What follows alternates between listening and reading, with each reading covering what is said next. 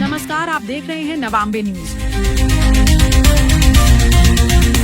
संसद youth parliament 2026 का उद्घाटन किया। इस मौके पर मुख्यमंत्री डॉक्टर मोहन यादव ने कहा कि मध्य प्रदेश देश का दिल है।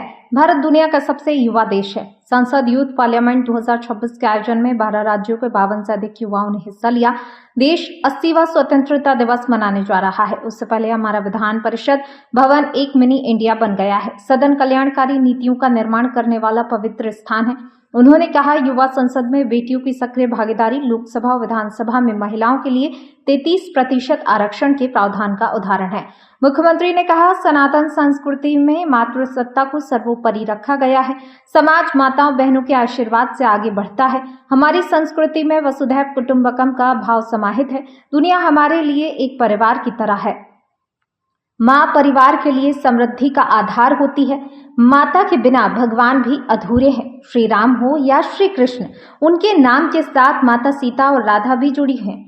उन्होंने कहा कि प्रधानमंत्री मोदी के नेतृत्व में भारत अनेकता में एकता, सबका साथ, सबका विकास, सबके विश्वास और सबके प्रयास एवं जियो और जीने दो के भाव से आगे बढ़ रहा है। ये केवल शब्दों से नहीं हो सकता है। उन्होंने कहा, इसे धरातल पर उतारने के लिए संकल्प शक्ति की आवश्यकता है। हमारे लिए रामचंद्र और रहीम के लिए अधिकार समान है। केवल वोट बैंक की राजनीति में मुस्लिम बहनों को उनके अधिकारों से वंचित नहीं किया जा सकता।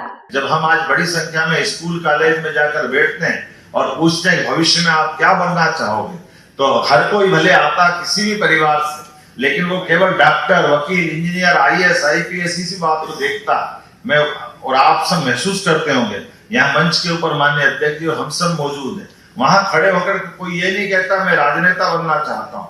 वहां खड़े होकर ये नहीं कहता मैं किसान परिवार से आता हूँ, मैं उन्नत खेती करना चाहता हूँ। वहां कोई ये खड़ा नहीं होकर कहता कि मैं व्यापार करना चाहता हूँ, मैं व्यापार वर्ग से आता हूँ।